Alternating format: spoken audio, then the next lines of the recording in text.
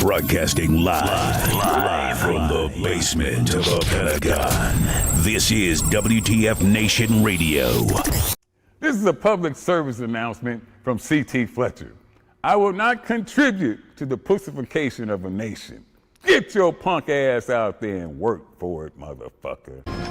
Let's roll.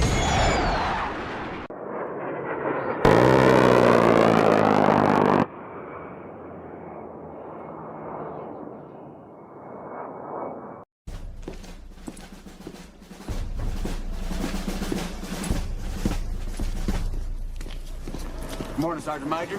How do you know what kind of goddamn day it is?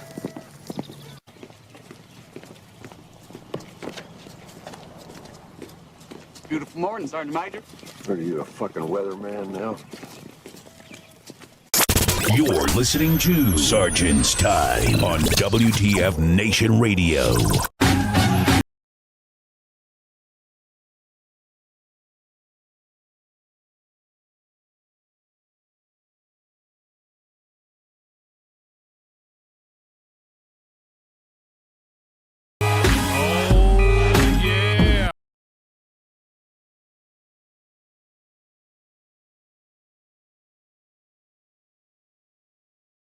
Functional Veteran Center of Excellence this 14th September 2023 in the year of our dumpster fire. I'm your host. And in the gunner seat, I got the Spicky. Hey y'all, that's me. Oh, the Spicky. Who does not get pumped up with some Ice Cube, man? Anyways, sorry. Sorry. I'm just in a good mood today. In a good mood. That's great. I'm in a much better mood than I was last week. Okay. Well, yeah. I'm in a much better mood now than when I was earlier in the day when I was going through. I just running errands and doing stuff, and then I'm like, God, man, it's like freaking. I got to do this and I got to do that, and then me and you talked on the phone for a little bit, and I was like, me and you were getting all hyped up. We were talking Monday edition shit. So I was like, oh, I know. I gotta get that out of the system because I don't allow that. No. We gotta be careful with that, man. Broadcasting deep within the mountain complex, the basement of the Pentagon, somewhere in the basement of the Alamo, maybe Area 51, clapping alien cheeks. Speaking of aliens, did you hear about that Mexico? There were some scientists in Mexico that unveiled aliens in the middle of Congress or something like that. Old, decrepit, I saw a dried meme up or two. looking. I haven't read an article, and I get most of my news like through memes throughout the day. And then I'm like, oh, I better go read what that's about. Yeah, man. It was apparently there were some aliens, and okay, look, because it was in Mexico. Now, look, man. If I grab a meme and I post a meme that is more than likely from a Latino or whatever, you know me, because the Mexican ET mummy thing. I don't get offended. I think it's it was in the middle of Mexican Congress. I mean, if you wanted to see old dried up fossils, you could do the same thing with our Congress. So it really wasn't a difference. You know what I mean? And so yeah. So I wonder if I'm gonna get in trouble. I wonder if I'm gonna get in trouble for doing this. I'm like, well. I think it better. Let me see. So here, real quick, this might get us zucked before the guest shows up. Dude, that's freaking hilarious. I thought it was fucking funny. Please share meme appropriately. Post that meme in there if you guys want to see the chats. It's Elliot with the Mexican ET with the Mexican flag with sombreros. I fully believe in the wearing of sombrero. You may appropriate my heritage, that's fine. You could do that. I just think it's freaking hilarious to see that shit. But yeah, I think everybody appropriate that. We have the Mexican Independence Day coming up in a couple days, and then we also have we had the last time we had Drunk History, right? When I did the Cinco de Mayo one, that was freaking awesome. But yeah, so today we're gonna have Joe Buccino come back. Joe Buccino is gonna come back and shoot the shit. He's gonna return to chat. And we'll catch up on the rest of stuff that he was going to talk about, but we ran out of time. So yeah, man, it's like I'm looking forward to tonight. But what was that? Are these real sergeants or Army, or the Army's modern sergeant? What a joke the new sergeants are. What are you talking about? Oh. Oh, What do you know about new sergeants? yeah. What's up with that? What's up with the new sarts? What's up with the new sarts? What's up? Like, What's up with do the you new sarts? work with them? I'm not going to try to disrespect my elders there, Sam. Yeah, I'm about to say. Not today. No, Not today. what's up with today's sarts? I'm in a good mood today. Don't get me started. It's only 7:15. God damn it! I'm like, let me have a sip of water. Go ahead, You know, I was about to say, I don't know what this disparity of the new sergeants and old sergeants. Didn't we already talk about this? The new sergeants like every week. the new sergeants these days have it harder than the old sergeants that we had, right? Old sergeants like us, like you and I, the old sergeants didn't have to deal with defects being closed. We didn't have to deal with barracks being all fucked up. The new sergeants of today, oh lordy. We didn't have to deal with, let's do a sharp run because that will help. Let's do a sharp run. Let's do the EO run, or let's do or let's make a 9/11 cake, or whatever fucking wazoo ass shit that's going on now. I'm gonna tell you what, right now, Sam in there, and I see you in the chat. The sergeants these days got a little bit harder, man, because what we're gonna talk about right now, we're gonna put a couple people on blast, well, maybe just one unit on blast, that they know that, just to let them know that we know, type of thing. But yeah, sergeants these And we days. talk about this every single time, every single new generation, like the people before are like, oh, what's up with these new guys these days? What's up with this? What's up with that? We had it so much harder, blah, blah, blah, blah, blah. Yeah, shut up. There we go. No, right, yeah, Just shut up. I remember because when we talked about Every generation before says the newer ones have it so soft and everything's so easy. Yeah, I know. That's the point, to make things better. I just honestly believe that right now the sergeants these days have it harder than us. I'll just say it right now. I do too. I just think Because you didn't have first of all, you didn't have a video camera in your face every time you fuck up. Right. There's that. Right. All right. You were allowed to mess up without the world knowing. Right. And you could learn from your mistakes without the whole world seeing it. And if you did fuck up and you had UCMJ action done and you were given non-judicial punishment, then your shit was posted on the wall for the world to see what the fuck you did. So that way you could go, man, I don't fucking do that shit. Did you hear what fucking Spanky and Ice did? They both like rolled a vehicle and stole some anchors from a ship and yada yada yada. All the adventures and shenanigans that soldiers get into. Hey Nicole, I see you in the chats. Yeah, I was about to say exactly that. Even Alex said I would not want to be an NCO today. Nicole, we talked about that a couple weeks ago, about the new programs that the Army rolled out to help people lose that weight and boost their score before they join. I think that's awesome.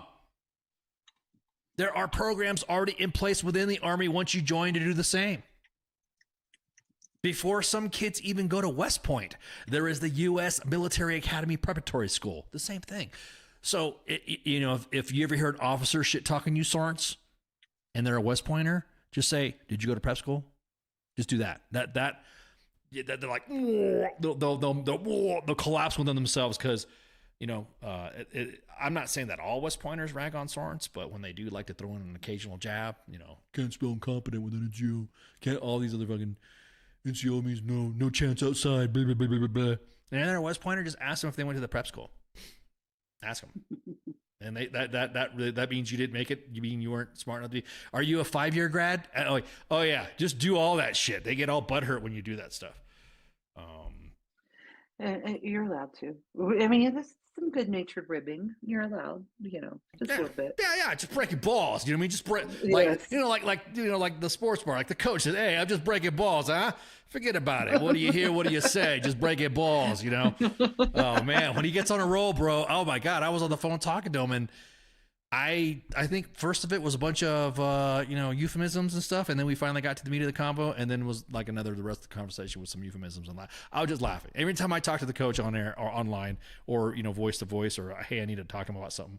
Like when I caught up with him in before when I was visiting Fort Liberty. God, it was freaking hilarious. Me and him were just cutting up and laugh about just whatever. So yeah, I'm in awe of the coach, you know what I mean? Because you always see those types of is it a stereotype when you see people from from that nationality, from being Italians and the big Goomba? Hey, forget about it. Oh my God.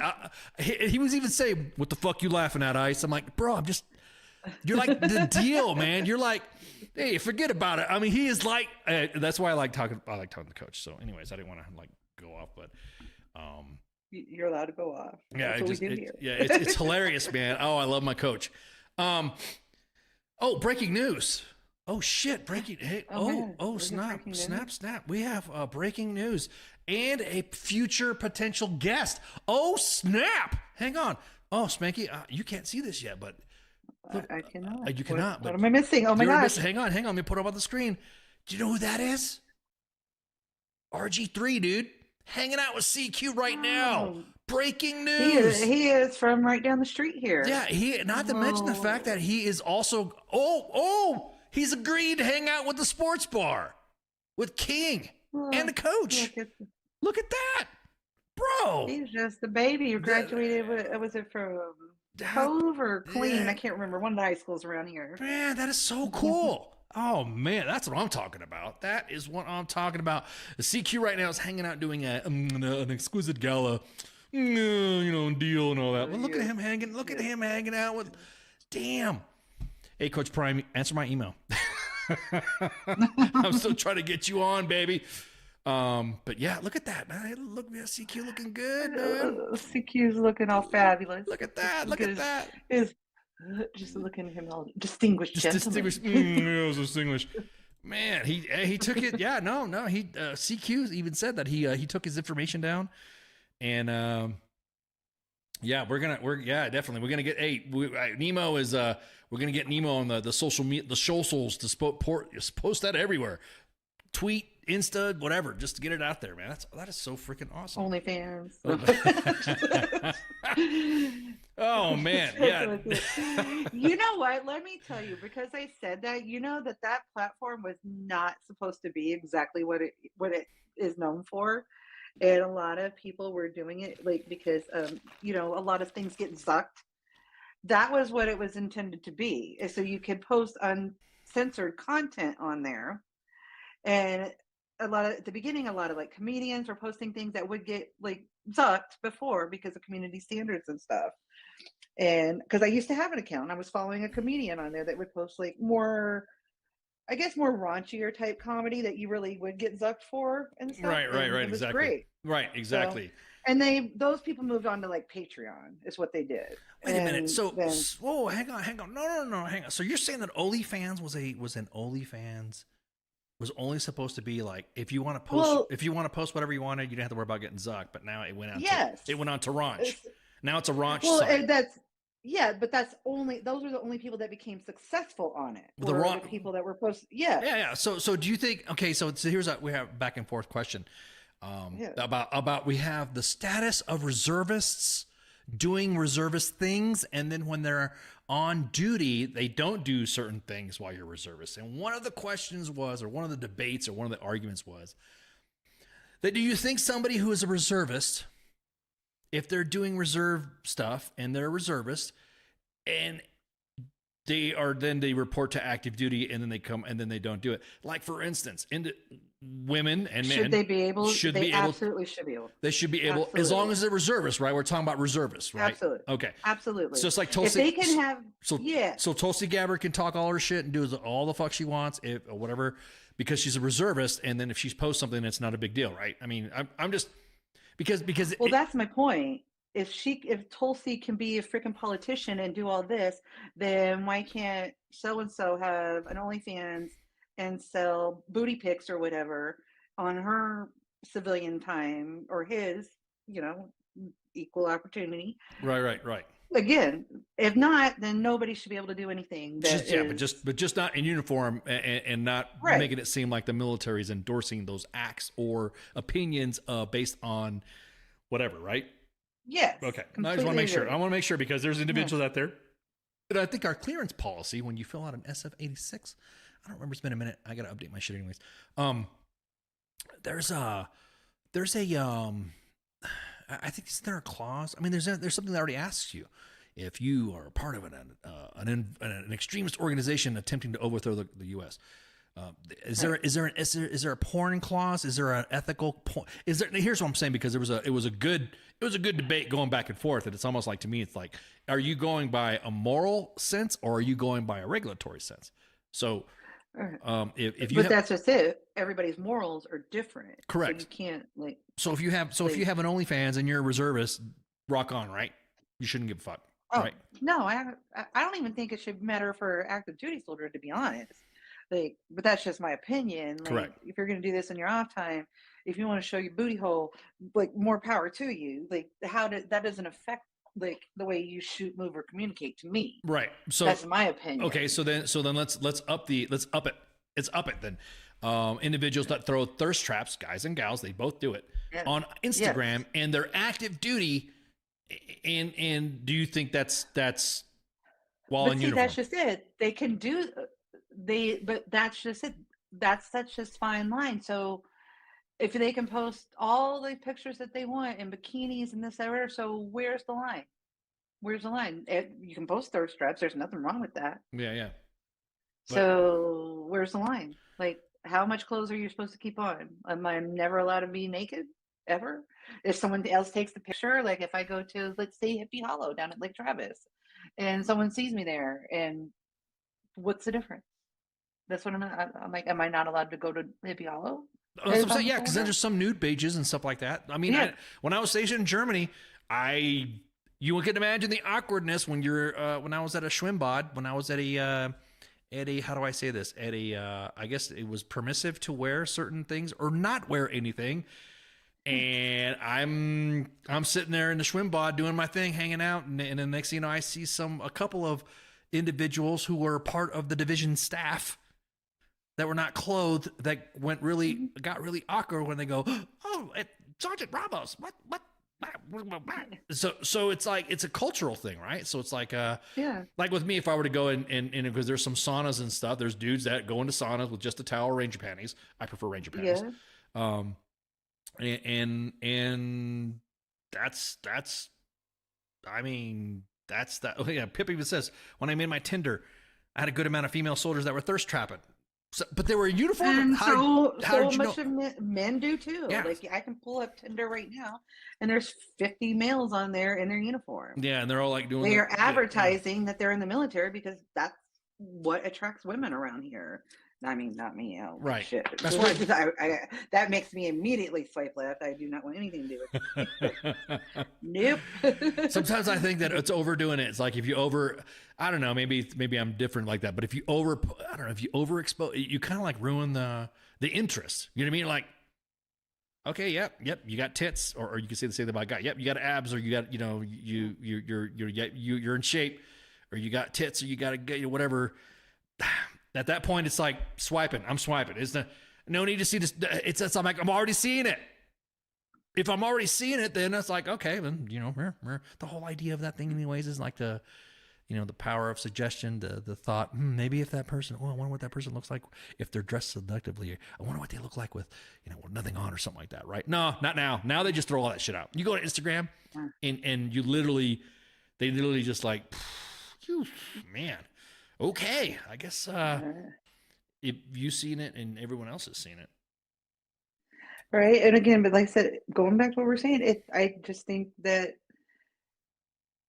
it's either going to be all or none. Like, what are you allowed to show what 6 inches above the knee? Like, what are you allowed to post on social media? Like, I've had some individuals tell me that bikini.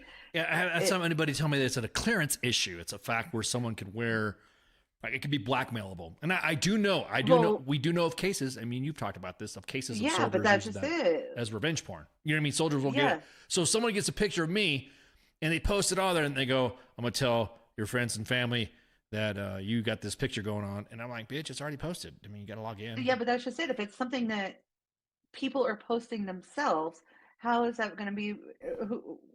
How is it going to be blackmailable? Right. If it's if people are posting themselves, I don't understand. Like, everybody that is in that, especially if they're in that business and they're doing it like for money, they know that I don't think anybody is not aware that nothing that they post on the internet is ever private or anything like that.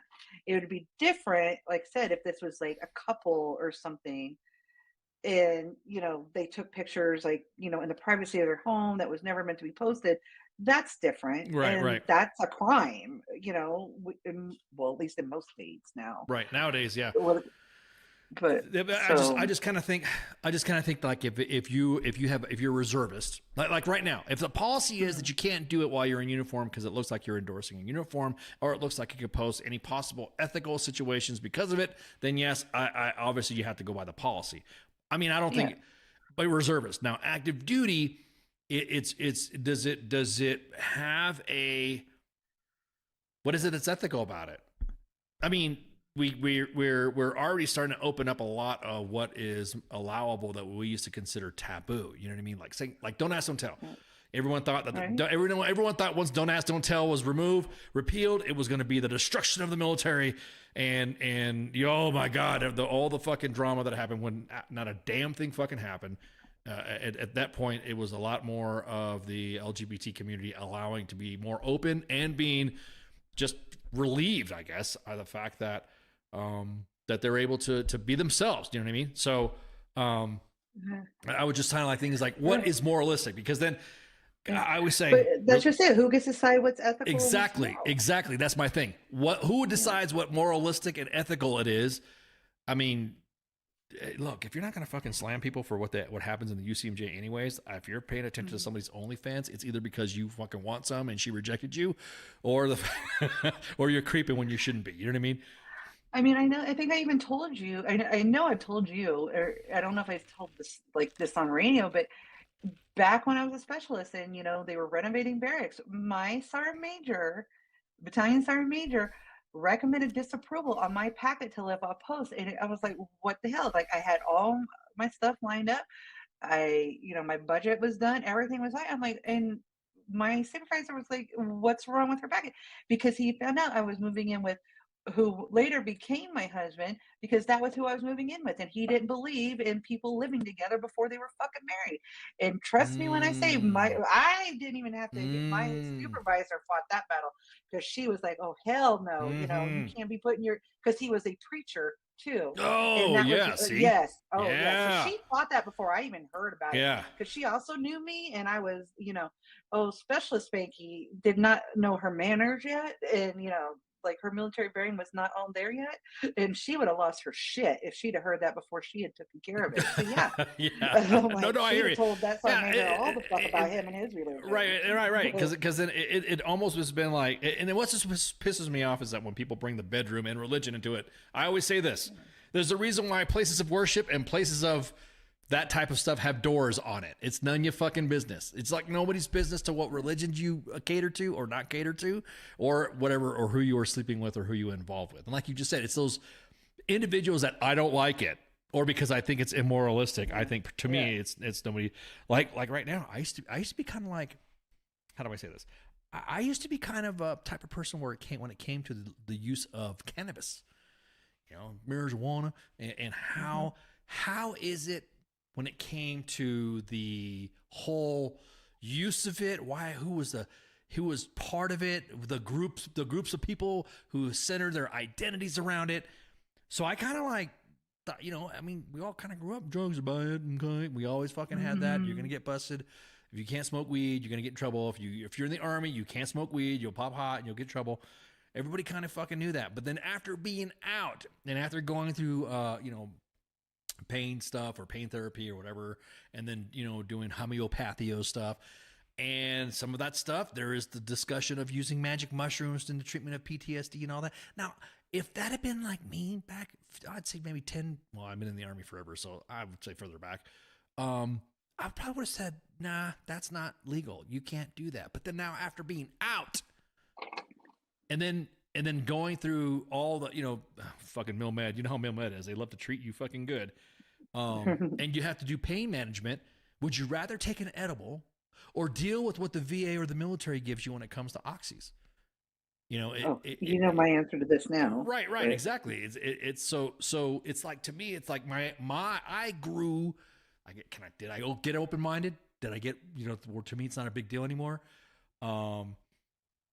So yeah, it's just the same thing with religion, and specifically with sexual stuff like that, because it was a question that talking to some friends and talking to some other people and talking to gals that have had OnlyFans as well. I do, just saying I'm not saying that. Anyways, my point being is that I'm just mad it wasn't around, when I was young enough to do it. I'm not judging. Go on with that. right, dude. So. Yeah, I was like, what the fuck? Those women, some of the guys too, they're banking. They are fucking banking. I know. It's like, could you imagine having a PFC or a specialist reservist or active duty showing up with a Corvette in the parking lot and you're wondering how the hell they were able to afford it? It's like, because the military doesn't pay me enough to fucking, I don't know.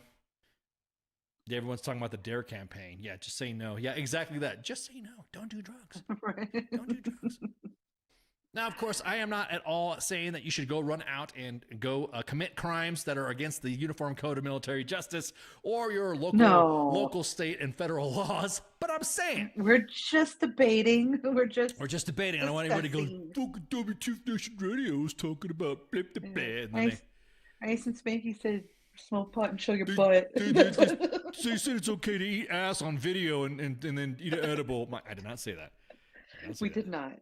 We did not. Some people are just banking showing their feet. Exactly that. Yeah.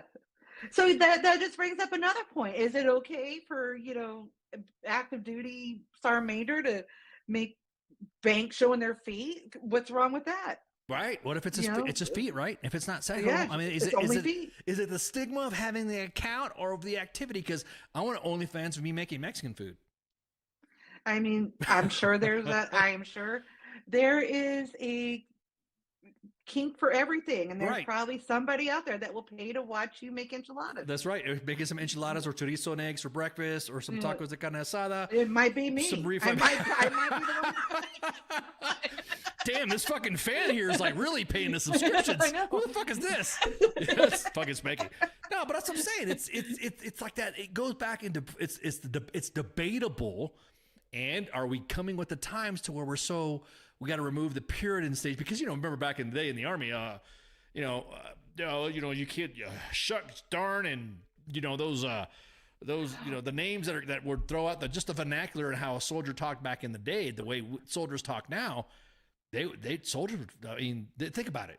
A buck sergeant from World War II. We used to have rules. You couldn't even have like a person of the opposite sex in your dorm room, your barracks room. Yeah, exactly. Policies against that. Yeah, exactly. You couldn't have the opposite sex. And now, shit. Well, I mean, do I want to dig at the Army? I'll dig in the Army right now.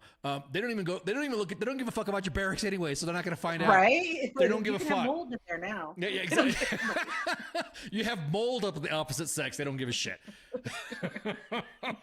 That's right. Mold, defects, and all that stuff. They don't even visit. Hey, your leaders don't even visit you anyways. Who cares, right? Right. They won't know what you got in there. No, Bradley. Oh no, not the mold. No, I'm serious.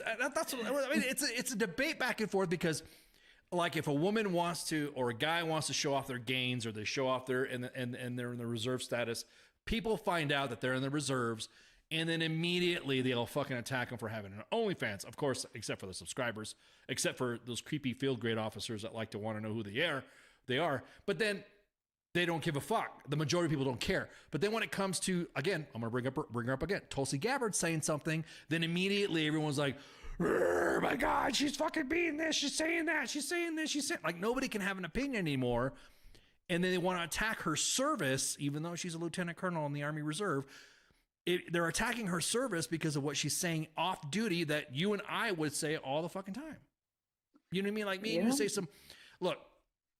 Like she's not allowed to be human. She's not. I don't like everything that she says, but she is human. Yeah, and she's doing her shit like exactly that. Now, once she's in uniform, and there's new CMJ and there's ethical practices that officers have to go through. I totally get people going, yeah, I think that's kind of sketch, or maybe you shouldn't have said that. Even I've said that. I don't think you should have said that, or I'll post, hey, what the fuck? What are you thinking?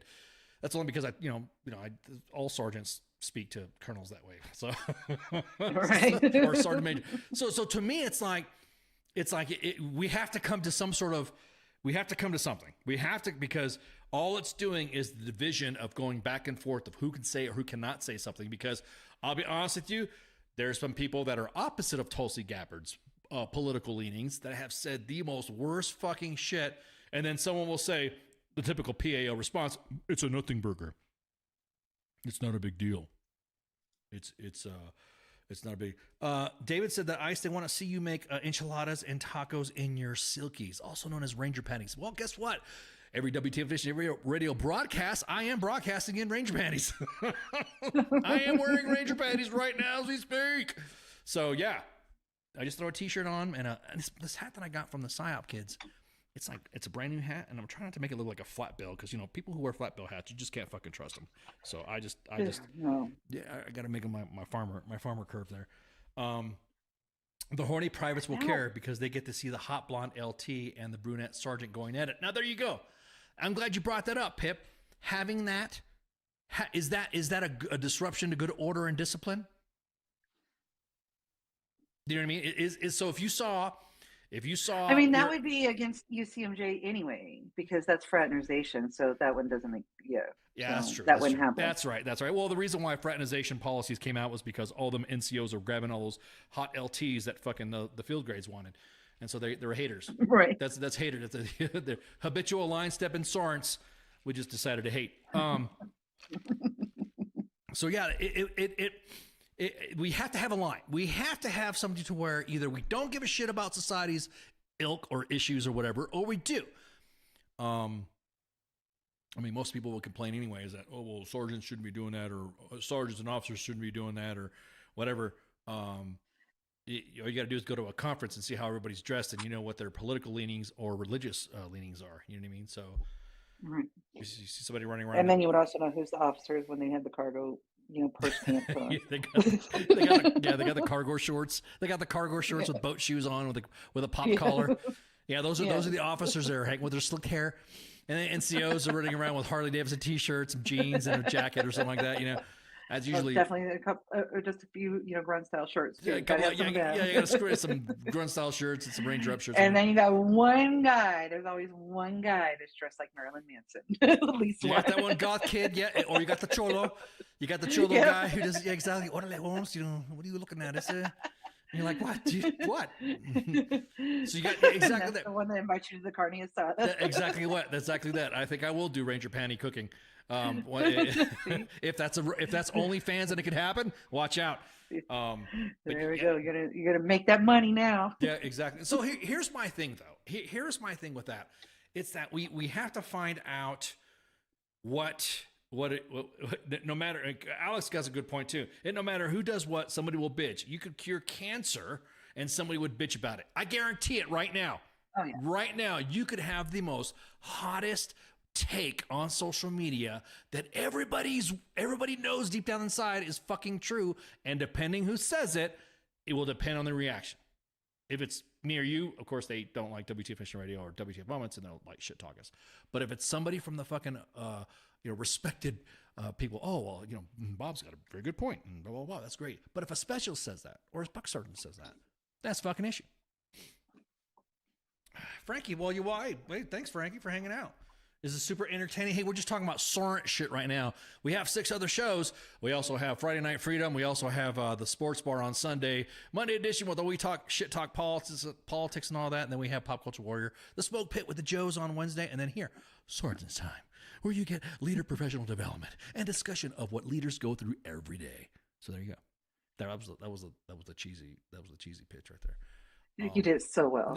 You did it so well. On the spot. Even. Thanks a lot, Frankie. Here on the front of the stage right now is Frankie. Anyways. But again, we have to come to some sort of, because right now, the reason why the Army came up with a social media policy is because NCOs that were toxic and leaders that were toxic could not stand the fact that soldiers had a voice using social media. And they somehow threaded it to where now social media is now their weapon to their toxicity. Or if you report their toxicity, then they'll say, you should have went to the chain of command. You should have went to this. You should have went to that. Which is where we come in. Let me post something right quick. That mean you got our blood going. Yeah. Well, I'll tell you what. Somebody just asked about that. So let's talk about the re-enlistment stuff, real quick, and then we'll go into the other stuff before Buccino comes on. So we have, you guys know that there's all these bonuses and stuff that got removed, just like recently because we were told that there was no funding. So if you look at mill per message 23-370, the recession of the SRB program. So all them bonuses gone. Now the mill per side says announces immediate suspension of the regular Army SRB. This message will bring brought to the attention of commanders, yada yada yada, to avoid future claims, yada yada yada. So oh shit, who's that? Is that freaking? Oh, is that Joe? Are you here? Are you making noise? Yeah, Joe's making noise. Mute your mic. Anyways, so all these, and of course everyone's saying it's because of the end of the year budget. How is it that we're able to find fucking money, DOD budgeting for all this other shit that we got, but then when it comes to like the soldiers and their bonuses, there's like right now we got in the inbox there's 3 soldiers that said that their shit was going to get cut, and then they were going to okay, then they're not going to reenlist. They're not going to Don't. I mean, they'll find the money. No, but you know what? But let me ask you this. Go for it. And y'all tell me if I'm wrong. Y'all know it's September.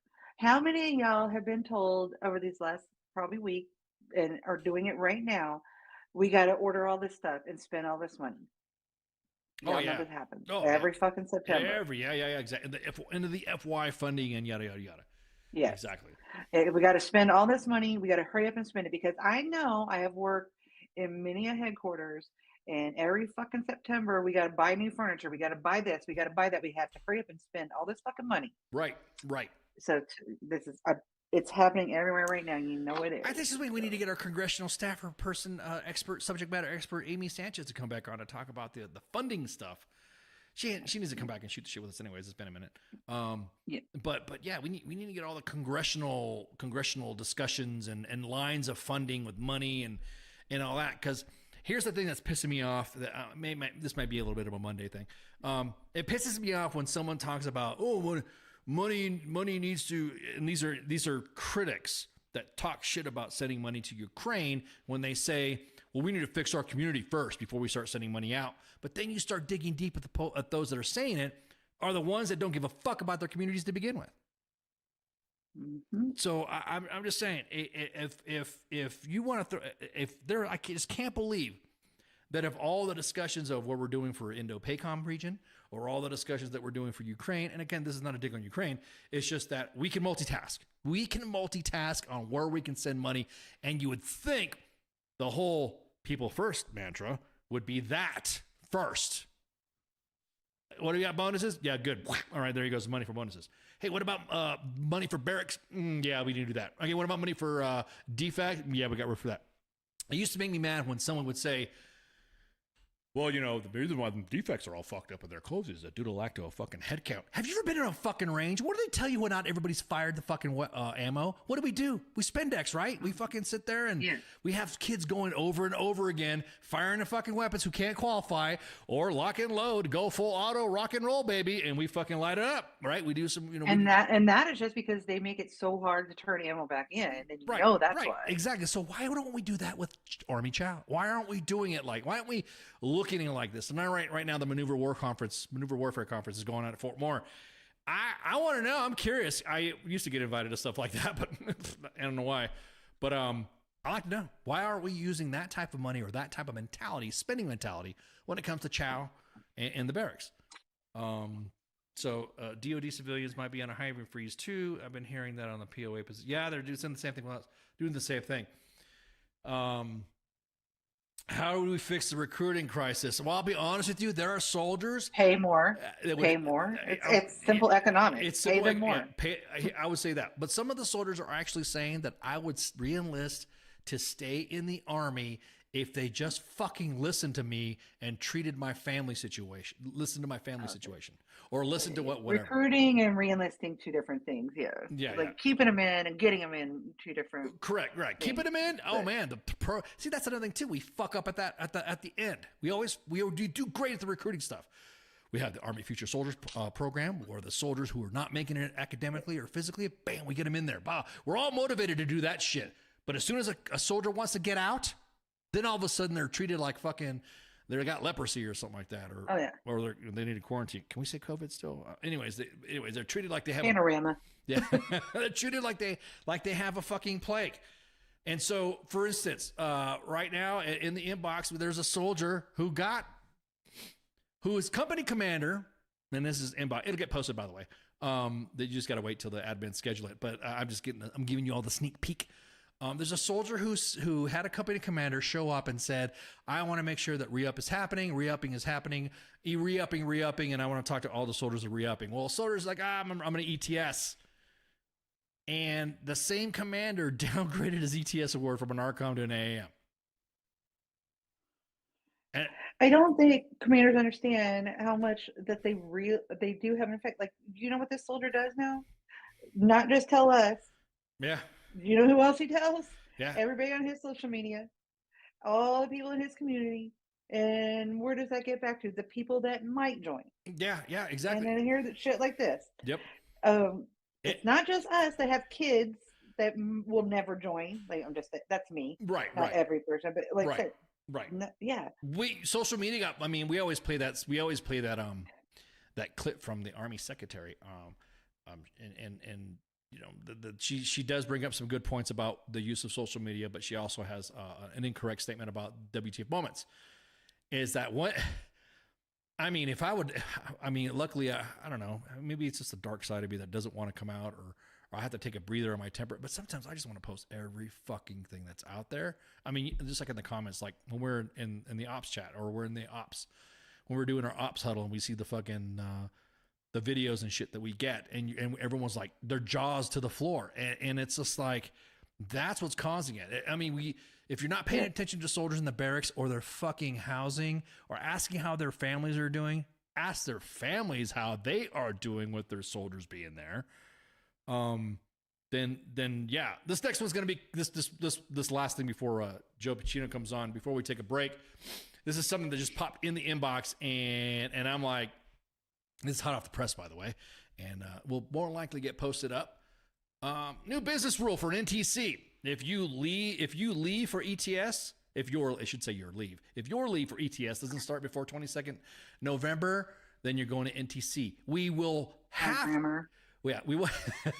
This is what got me. We will have to shorten leaves to make sure they have time to clean gear, clear, or SFL tap if they aren't already done with it. If your baby is not due before 22 November, you are going to NTC now. Like, why? I would like to know who wrote this so I could go tell them in person, like, how ridiculous they are, and like, who is their boss, and going all the way up until I figure out like who thought this was even remotely okay. Right. Like, first of all, SFL tap is like not an option. Correct. It was mandated by Congress for a particular reason, because it costs the taxpayers money when soldiers go on unemployment. That's all of us that are paying for that.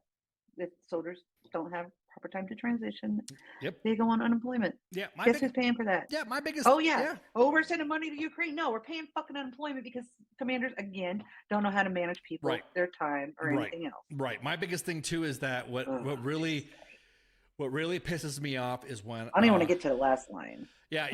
Here's the thing. No, we can talk about that because remember, people first. The Army parental leave policy that came out, the Army paternity leave, maternity leave guidance that came out, everything that came out, everyone was head nodding and saying, Roger that, Sergeant Major of the Army, Roger that, Army Chief of Staff, Roger that, senior leaders. Everyone was like, this is a good thing, but they're not doing it down the line. They're not doing it on the line so far that they are actually contributing, like you said, they are actually contributing to veteran homelessness.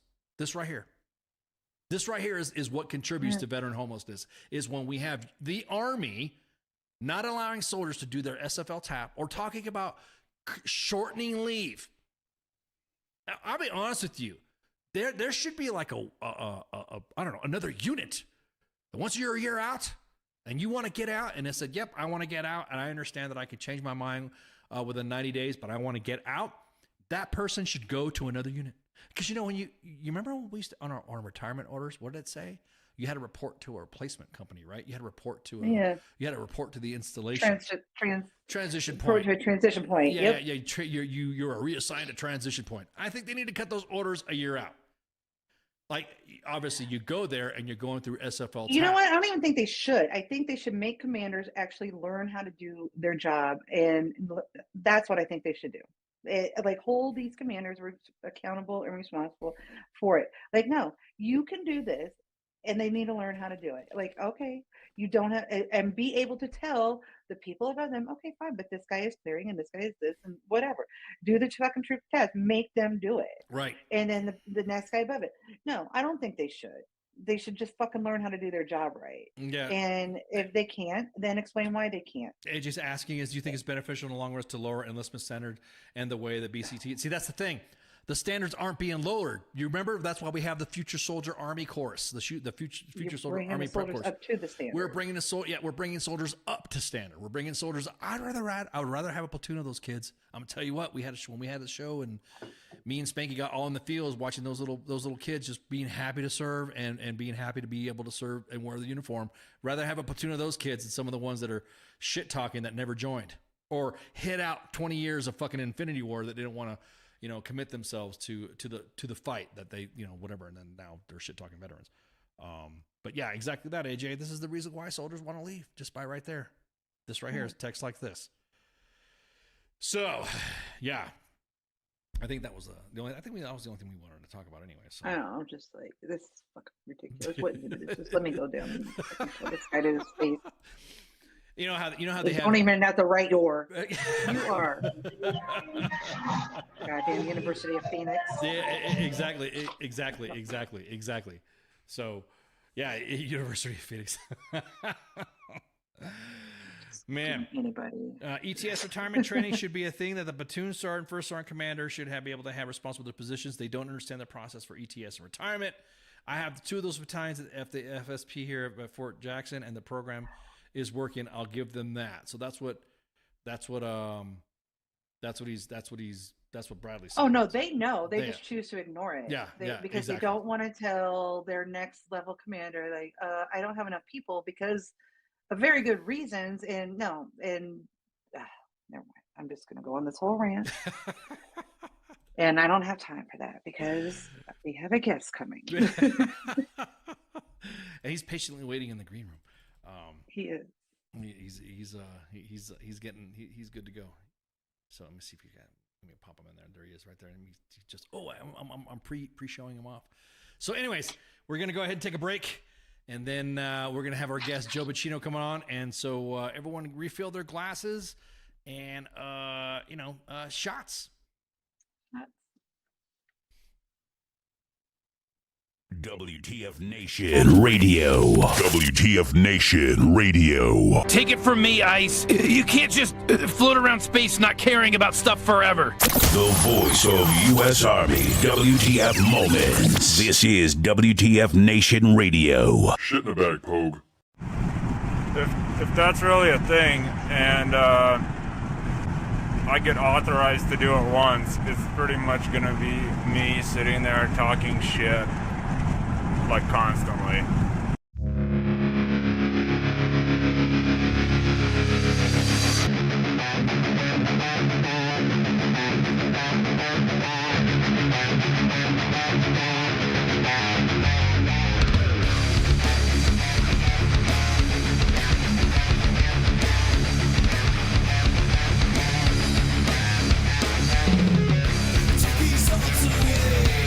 Nothing feels the same. Left it all behind.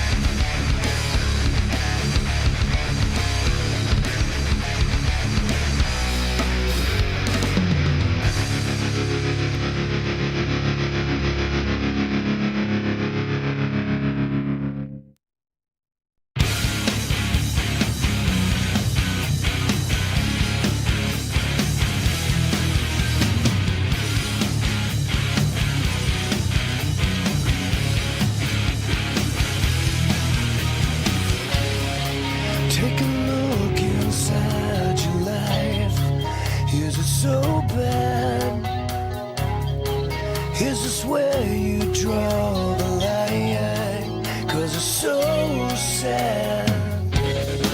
Tell me where you lost your faith. Is it so bad? Couldn't see it in your face. And it's so sad. I'll wait until you come back. Come back down to me.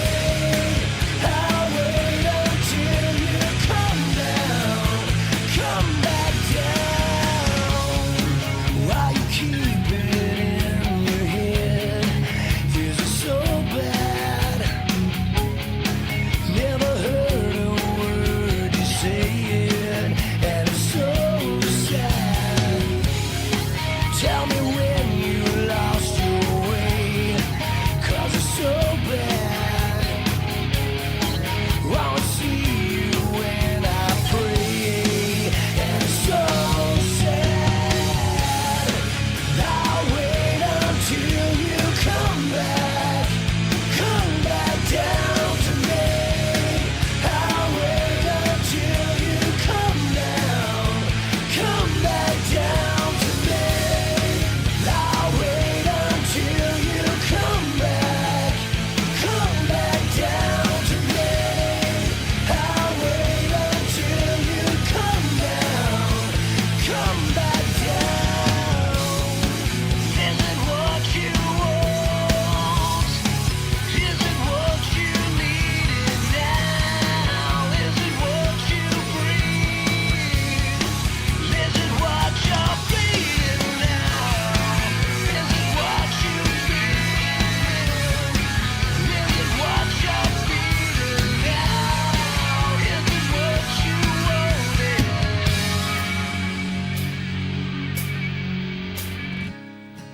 I'll wait until you come back.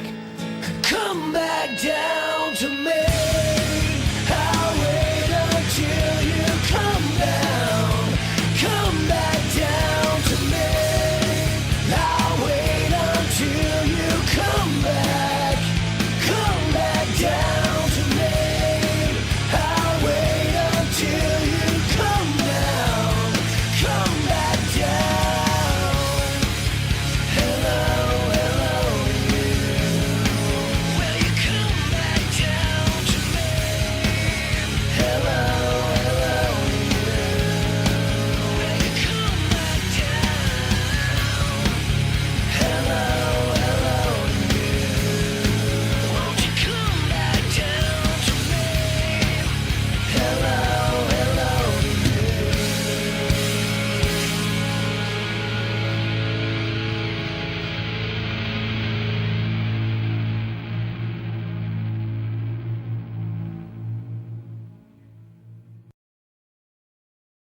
What is this Facebook Live?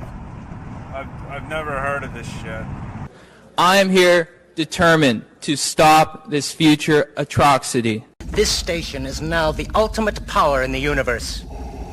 I suggest we use it. The voice of U.S. Army, WTF Moments. This is WTF Nation Radio. I find your lack of faith disturbing. Everything stated on WTF Nation Radio is to be considered the opinion of the person that stated it, and not an official representation of WTF Nation Radio or U.S. Army WTF Moments. Price does not include tax, title, or license. Some assembly required. Each item sold separately. Batteries not included. Objects in mirror are closer than they appear. If conditions persist, contact a physician. Individual results may vary. Keep out of the reach of children. Avoid prolonged exposure to direct sunlight. Keep in a cool, dark place. And Please enjoy the show. Shots. Eliminator poll, and I wanted to keep them in my back pocket because I think they're going to be really good, and now I'm glad I moved off of them. About 5 hours ago, I moved off of the Eagles. So are you talking about fantasy football? No, not fantasy football. You know the Eliminator poll? You know what that is? Oh, yeah, exactly. So I had Minnesota last week because I figured Minnesota at home. I thought Minnesota was going to be good. I figured they were locked at home to beat the Bucks. Oh, now Philadelphia's moving the ball to beat the Bucks, who had Baker Mayfield, terrible quarterback. Yeah. And right before that game, I moved off of the Vikings and I took Washington because I knew Arizona was terrible, and Minnesota lost. And then right before this game, I moved off Philadelphia. Now Philadelphia's losing 7-3, but they're moving the ball like crazy. Did you see the breaking news with CQ with our pop culture host? He look at that. He's with the RG3 right now. WTF Moments, WTF Nation with RG3. Look at that. So excellent. Where's that?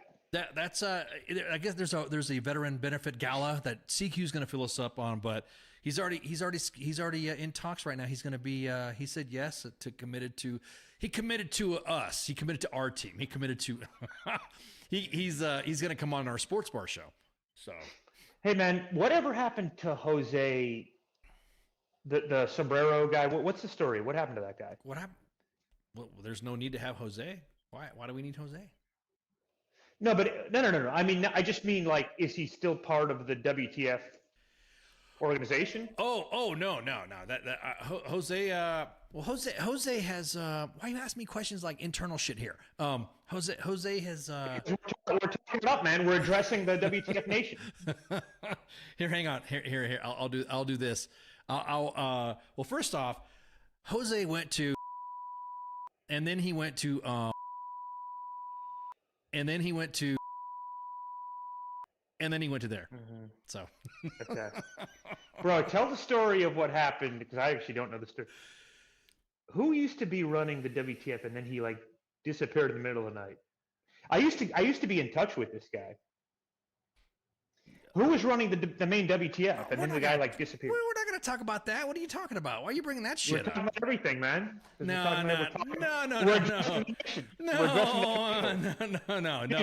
We're not. No, nice try. We're not going to do that. We're not going to talk about our internal stuff. We're here to talk about everybody else's internal stuff. Okay. All right. Dude, when Joe Buccino comes on WTF Radio, we talk to the nation. Yeah, we do talk to the nation, but I talk to the people. See, now you blindsided me with that shit. Now I'm going to blindside you with some shit if you want. Go ahead. Hit me with it. No, I wouldn't. You've not been talking for 2 days, man. No, because we fair enough. We're friends. Yeah, so we don't. Okay. So all right. Everyone's dropping names in there. But anyways, so you told me not to look at the comments. Okay, so tell us what you've been up to, man. What have I been doing? What I've been doing.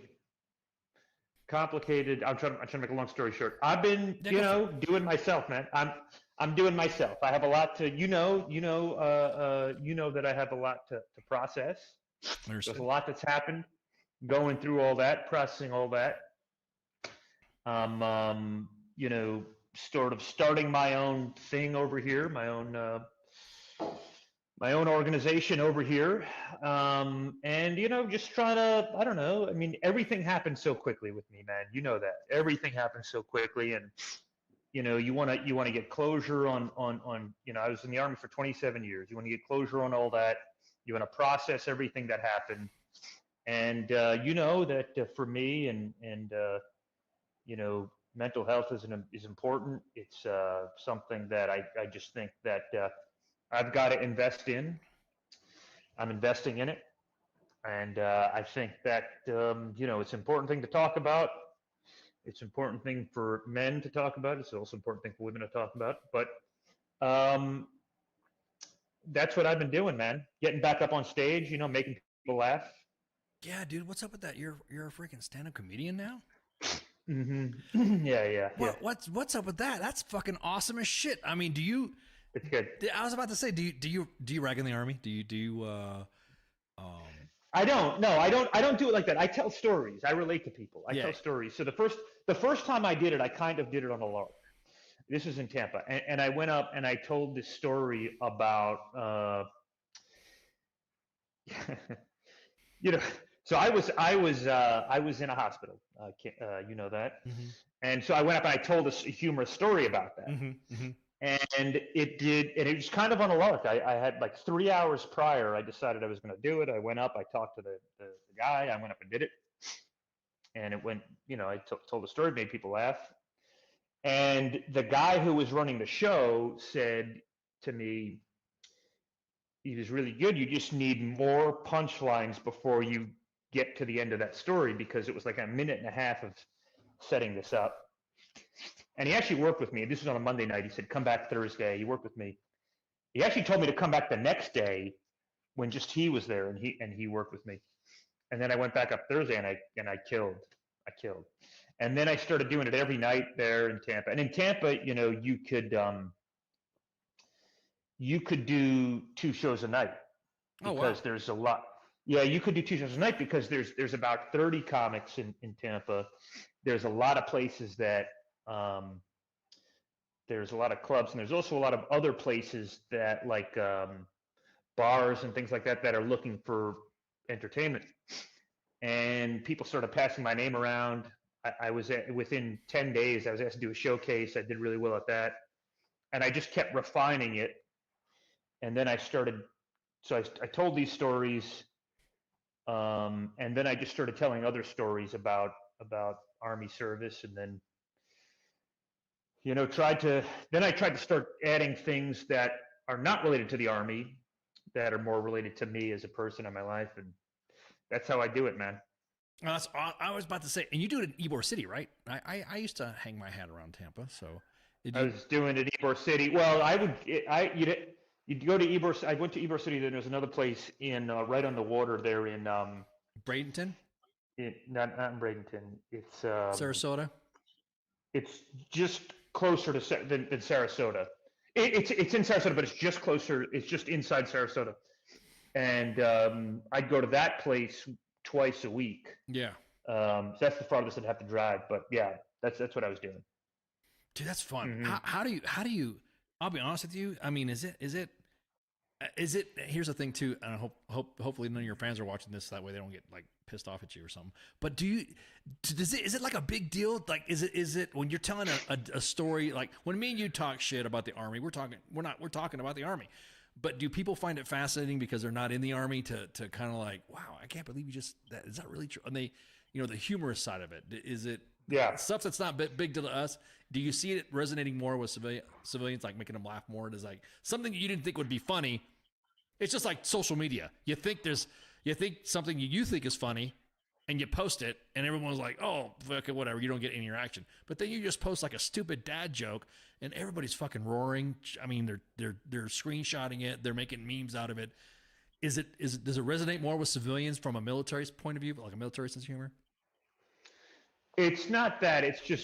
It's that people in the shows felt like everybody's Army service was intense, combat focused service, and that I wasn't that kind of soldier.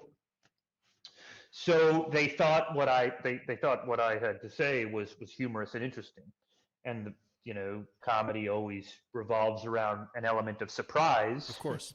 And I think I'm kind of a non-traditional personality for a lot of people to have been an Army officer. Right. Even people in the Army probably think that. So,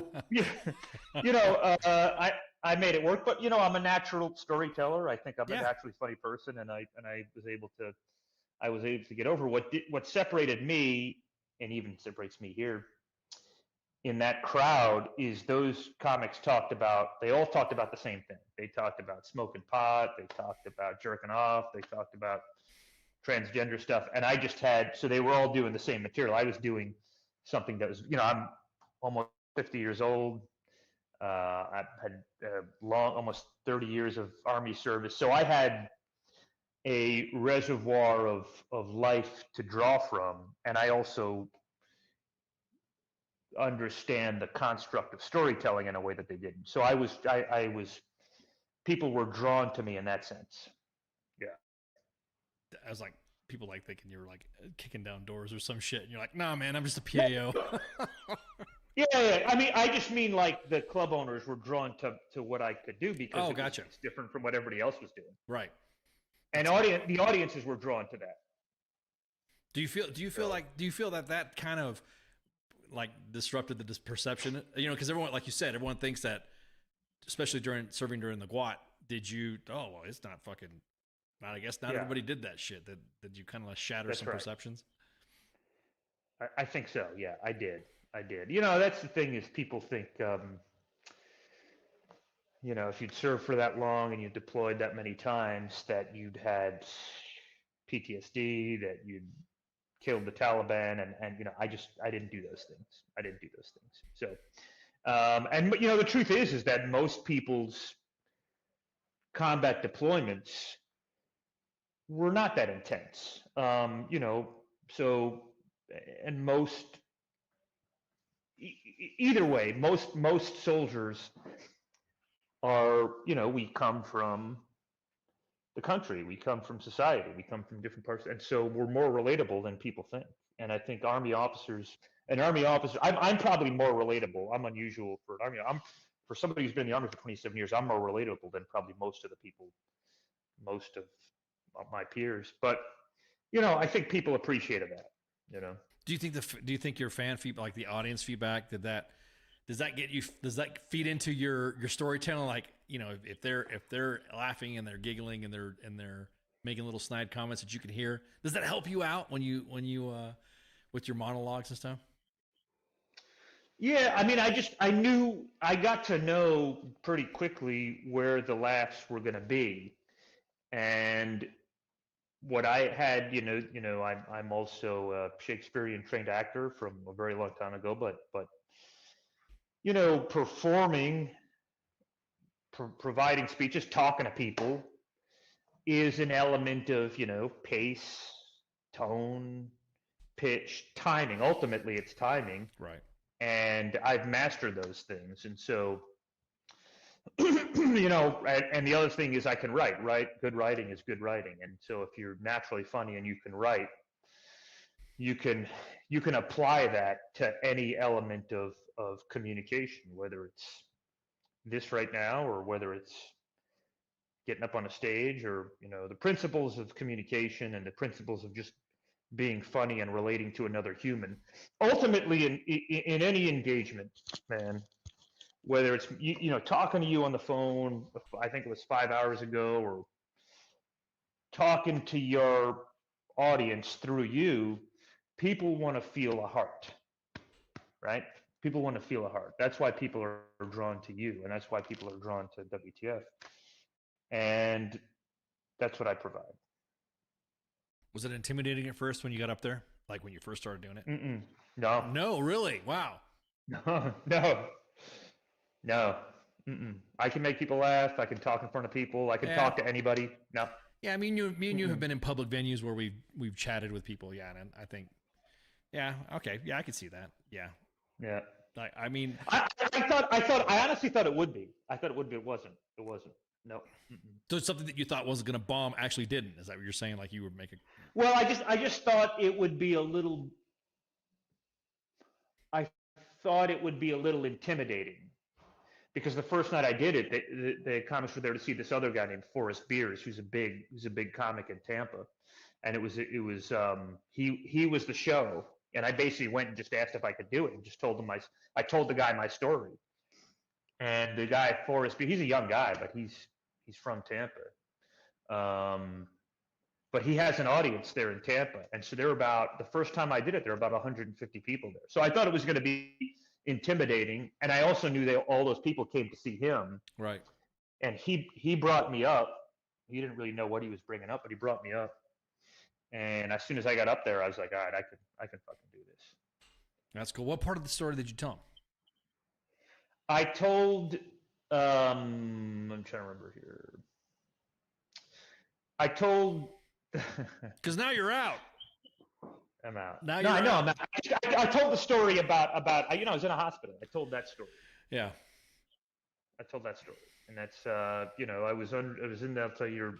I didn't say this, but I was in the hospital. There's a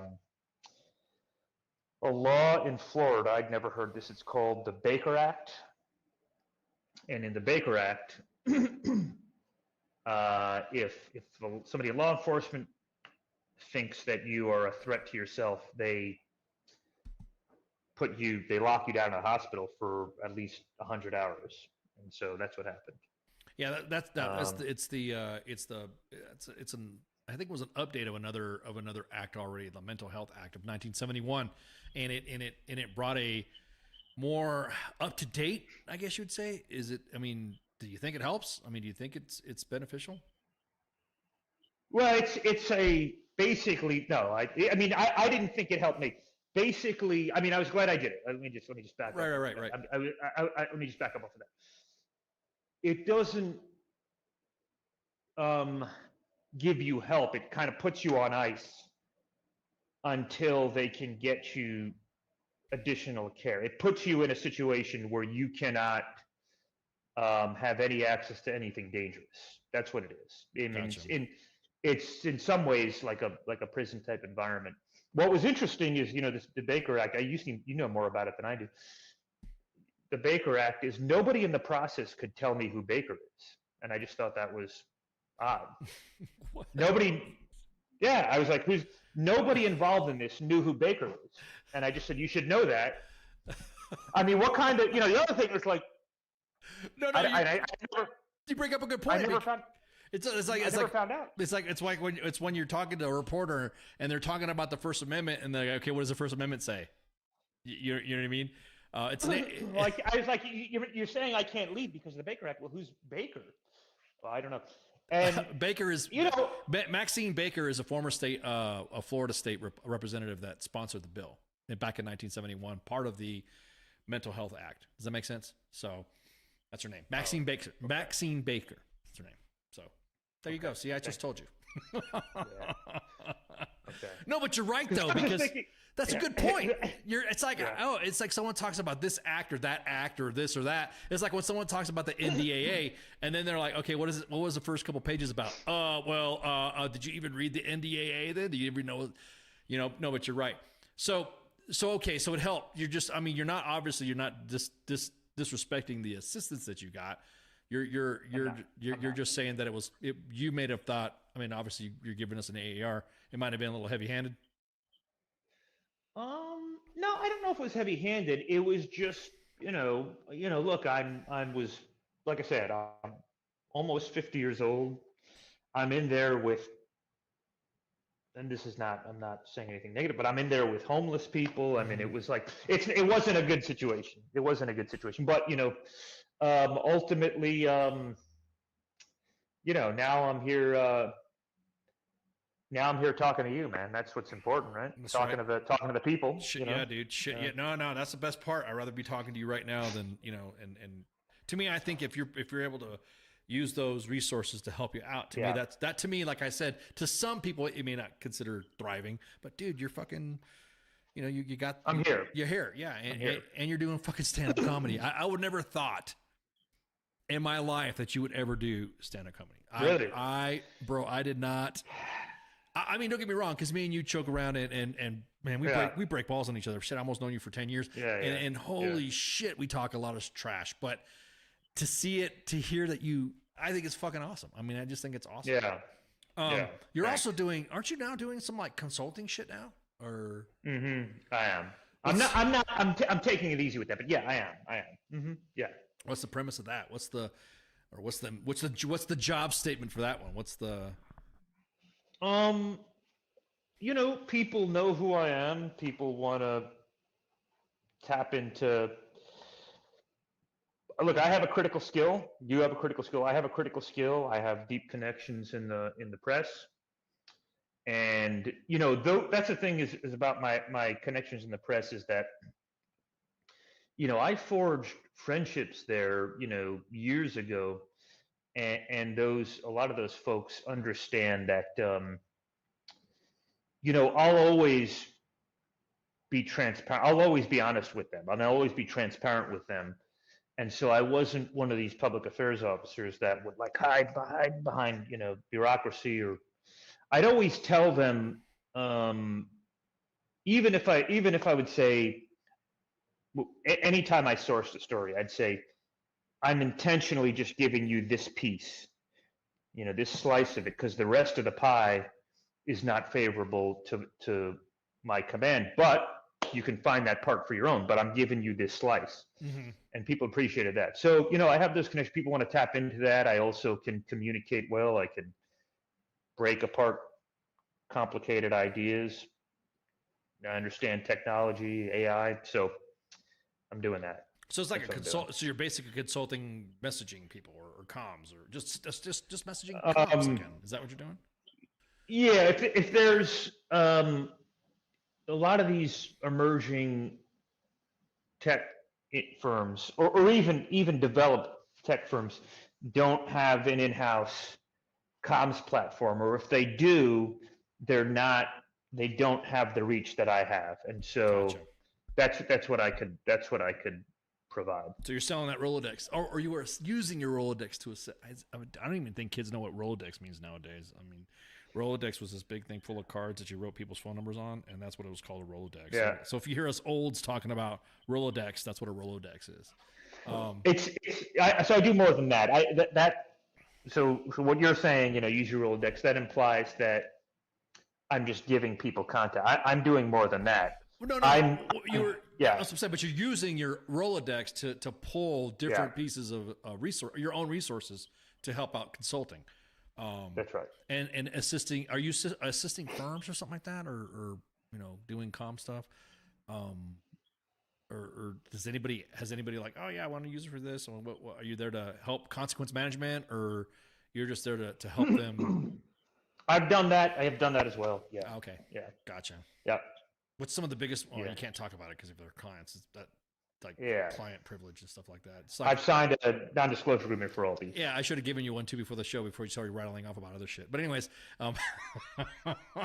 Dude, the Joe Buccino fans remember who these people are. Yeah. They remember who Jose Tamale is. Yeah, exactly. Well, I'm just saying. Hey, somebody just put, "Hey Gen Z, Rolodex networking." Okay, and now I'm going to read some comments to you. Somebody's throwing some good stuff. Somebody actually said to another audience member, "Listen to what this guy is saying about stand-up. There's a correlation with how NCOs need to connect to soldiers that they want to keep in the Army." Yes, sir. What's your comment on that? Yeah, I mean, look, I think that people want to know that the organization cares about them for their entire lifespan, cares about them and their family. That's what I always thought care for people should represent. So yes, the command cares about this soldier with regard to his ability to execute this function and meet our combat mission. Mm-hmm. Yes, we understand that. But if people, the best NCOs I've seen, the best NCOs you've seen, the really good sergeants major care about those troops beyond their usefulness to the organization, those troops and their soldiers. Right. And so care about their entire lifspan. So not every soldier is going to re-enlist. It doesn't make sense for every soldier, and the Army's not resourced for that. And so we care for this soldier and want to set that soldier up and that soldier's family up beyond his or her lifetime.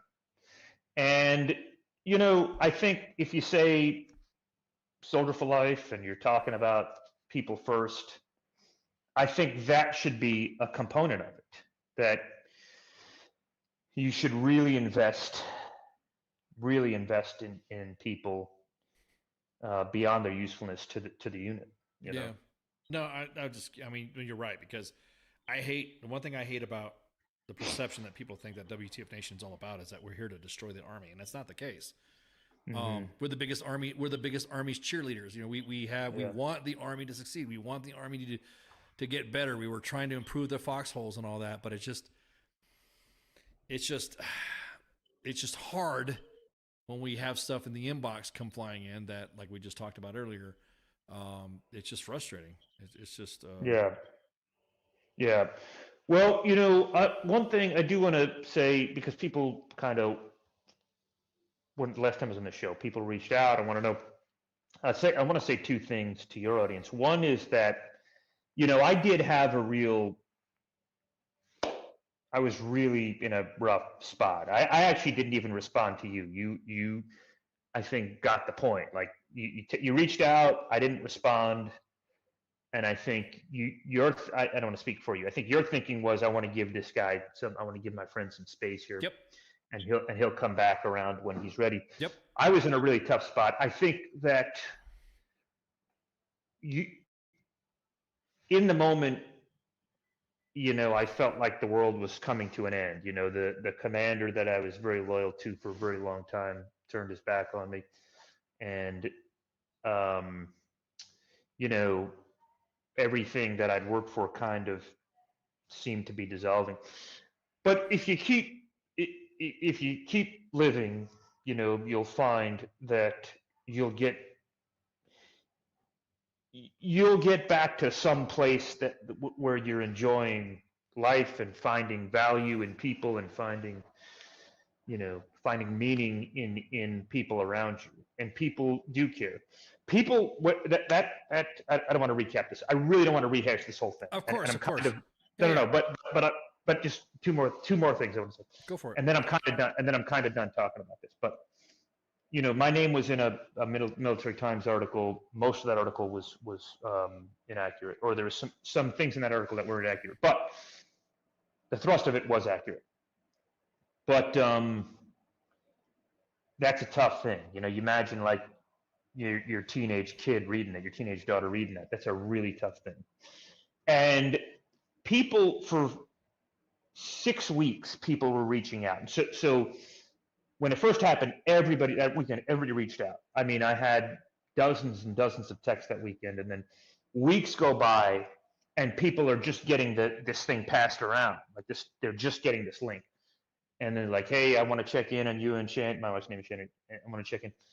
And so every one of those was kind of like a dagger. It was like, Jesus, man, everybody's read this fucking thing. I mean, this thing must, everybody must be talking about this. It was just, every one of those texts hurt me. But when you reflect on it, it's people that cared about my well-being. They didn't care about what happened or how it happened. They just cared that like you did, that I was okay. So that there's great value in that. That's all I cared about, was just make sure you're good. That's all. You know what I mean? Yeah. The other thing is like, I never felt like I was a victim in all this, and I don't want to portray that. It's important when you go through something like this to consider my role in this was whatever it was. I contributed to this through whatever it was. My behavior, these are the behavioral characteristics that I need to face and work on. And that's important. It's important that I internalize that and think about that. Ultimately, there's some things, but there's some things though that you kind of have to work yourself out anyways without any external stimuli. Like you don't need that extra add to or additional pressure that someone might be giving you. There's nothing wrong with kind of sealing yourself off from everybody to kind of like protect yourself through that process, if that makes sense. Yes. Yeah, that's right. I agree with you on that. Because I mean, that's why when I respond, that's when I hit you up and then you respond, hey, I'm good. Just we'll talk later. That's all I needed. That literally is that's literally all I needed. So what was the second part you wanted to talk about now? Or that was 1 and 2? I did. Yeah, I got it. That's 1 and 2. That's 1 and 2. Okay. Yeah. Yeah. And somehow, by the way, Minnesota had the ball first and goal. Maybe somebody can tell us what happened. First and goal on the Eagles 1 and didn't score, and now the Eagles are driving. Wait a minute. What do you think about the right now this 7-10 Eagles are winning. So what do you think about the Eagles with what happened with what's his name? Achilles. What are you talking about? What was it? No, it was the Jets. I'm sorry, it was the Jets, not the Eagles. It wasn't the Eagles. My bad. What do you think about that? I told right before that game started, I told my father-in-law, and you can call my father-in-law right now and ask him if I said this. I said, imagine if Aaron Rodgers gets hurt on the first series of the game, is that injured for the season he suffers a career-ending injury on the first series of the game. That'll be the most Jets thing that ever happened. So, do you think it was just like bad luck? I mean, what was their standing anyways before that? Were they even good? I mean, I'm not really a New York fan. The Jets, yeah, they were They were and they still are. There was no standing. That was the first game of the season. They were expected to compete for the Super Bowl. They have potentially all-time defense. They had their defense won them 7 games last year, and they basically didn't have a quarterback. They went 7-9, but they have an all-time defense. And now they brought in this running back from Minnesota. They have a really good receiver they had the offensive and defensive rookie of the year last year. And they have a really good receiver, Garrett Wilson, who made a crazy catch, just another planet type of catch in that game for a touchdown in the game on Monday night. And so all they were missing was a quarterback, and they got, a Hall of Fame quarterback.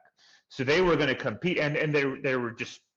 I felt like they were talking too much in the lead up, but they were going to compete for a Super Bowl, and now the quarterback they have, the backup quarterback who is the starting quarterback last year is awful. So now their defense is going to keep them in games. But, right. No, I'm just thinking because I guess there was just about during right after lunch or something like that. Everyone's talking about Zach Wilson is ready to take over as the as a starting quarterback after Aaron Rodgers got it. And so I'm just kind of wondering, with Colin Kaepernick's agent bugging, with other individuals saying that they want to jump in there, you notice all the quarterbacks that are not playing much or were quarterbacks are now asking, "Hey, I could do this. I could do that." You know what I mean? Do you think they should keep it internal? Well, think about it this way: is you say you don't know much about the Jets? They benched this guy, Zach Wilson, last year, and they brought in a quarterback who is like they started a guy who's I think now working as a janitor over this guy Zach Wilson. So, are you for real? Yeah. He really did do that. Was he really a fucking janitor? Are you serious? I don't know the guy's name. He like disappeared. Yeah, he was like. He worked the fucking the hot dog cart, and now he's yeah. It was like they found like what for drum. They found like a motor sergeant for drum, and they brought him in. Why are you breaking balls on motor sergeants? I mean, okay, that was a good joke. That was a good one. They brought in a motor sergeant. Yeah. As I'm saying, if you have veterans in your audience for your next stand up, you could talk about that. The parallels between. Yeah. Do you ever talk about sports or something like? You know what I mean? That would be a good. No, I don't talk about sports. No. Yeah. You just yeah. So right now the Eagles and the Vikings. Let me look. Matter of fact, halftime. Halftime. Yep, they just hit halftime. Yeah. And dude, you should shoot the shit with the guys at the sports bar on Sunday when they do their show.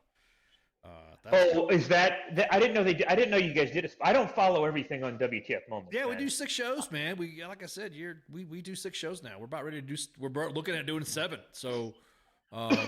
Sunday is the sports bar, and that's what time is that? Same time. Sunday night. Yeah, Sunday night. So usually I'll call in. Yeah, usually if you want to jump in there, just check out the chats, and you see King Smith is the host and the coach is the co-host. So those two, man, those two trash talk. Oh, I love their banter because it's like I said, we just got RG3 hanging out with one of our guys. I'm happy about that shit. That's awesome. He's gonna come on. He's going to come on the sports bar too. So, yeah. But anyways, what's he?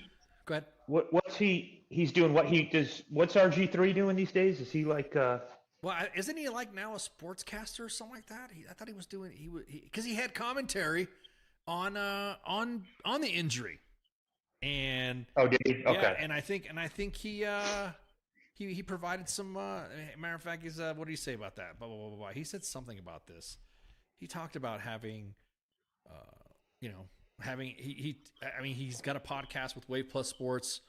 So I think, I don't know on the commentating side, I don't know what his stats are. I mean, I know of him and I know him, but, I think the contract details of him, I'm not fully aware of what he has. So, what do you think about Coach Prime though? What do you think about Deion Sanders and the Colorado Buffaloes? Yeah, I don't know. Supposedly, were they 2-0, 3-0? Yeah, they're 2-0 now. Yeah, they're. I think. I mean, I don't know. He came in there with a team that really didn't do too well last year. Hardly had any plays or anybody in the stands when they had their games. And now he shows up and he's motivating them, and he's Deion. I mean, come on. Yeah, I don't like that guy. I never liked that guy. You don't like Deion Sanders? What's up with that? Why? Yeah. You don't like you don't like his attitude, flair, pizzazz. Mind you, now you're being recorded, so. I'm not a Cowboys fan. I don't like him. Okay. All right. Yeah. Well, that's fair. Yeah. There's certain players I don't like either. I got you. Yeah. That's fair enough. Yeah. So are you gonna stay in Tampa now? Is that home? No, man. I'm in DC. I'm in the DC area. I'm in Alexandria. I'm in Virginia. That's home now. That's home now. Yeah. Have you already started hitting the circuits there, the comedy circuits? Or... Yeah, I mean, but I'm in. I was in Tampa. I was just in Tampa. I mean, I'm still. The business things I was talking about. Yeah. A couple of them are still in Tampa. So, when I go back there, I do it. I've done it here. It's harder to do here. If you don't, it's harder to do here. There's a lot more comics. You got to drive a lot further. You got to know the owners, and I don't know any of them. So I'm just starting to get going. Now they appreciate, I'm a veteran. I do different things than most comics do. So they appreciate that. But you really, for here, you got to invest a lot more time in it just to get on stage. And then there's also a lot of hanging around because there's a lot more comics. Gotcha. So, I don't really like hanging around because it's just not a great. It doesn't feel like a great use of time. Hanging out with comics. Just hanging around waiting to get on. Ah, gotcha. Waiting for the show. They a lot of times here in DC, they want you to show up 45 minutes prior to the show start. And then they want to know, here it's a lot more politically correct. They want to know what you're going to talk about. Oh wow! Yeah. It's a bigger process here. Gotcha. It's not like the Wild. Well, I was going to say Wild West, but it's Tampa. It's not like Tampa where they don't give a shit. They just want to put butts in seats, right? Yeah, I mean, just Tampa. The audiences are. It's everything is easier there with this. The audiences are easier. The owners are easier. The other comics are easier to get along with. Here, everything's harder. Gotcha. Yeah. All right. Yeah. Cool. Yeah. Is everybody moved up there now, or is everyone hanging out in Tampa, or? No, my wife's. Well, it's just my wife and I. My daughter's in Massachusetts in school. Gotcha. Okay. So, empty nest situation. Oh man, I got one left. I got a little one left, and that's it. Yeah, that's gonna be you got a long road on that one. Yeah, he's a little guy. Yeah, and he's going on to 18. It seems like little shit. I don't know where he gets it from. Yeah. Yeah. He's a good kid. Yep. So is most of the I guess you would say that whole circuit of working it, is it really not that difficult? I mean, is it easy to break into? Like if you were to tell a veteran, hey, you want to get into stand-up comedy, blah, blah, blah, blah, blah. What's your experience with? Because we have CQ, he's our stand-up comedian guy. And so I was just curious what your experience is with it, if you were to give somebody advice about it.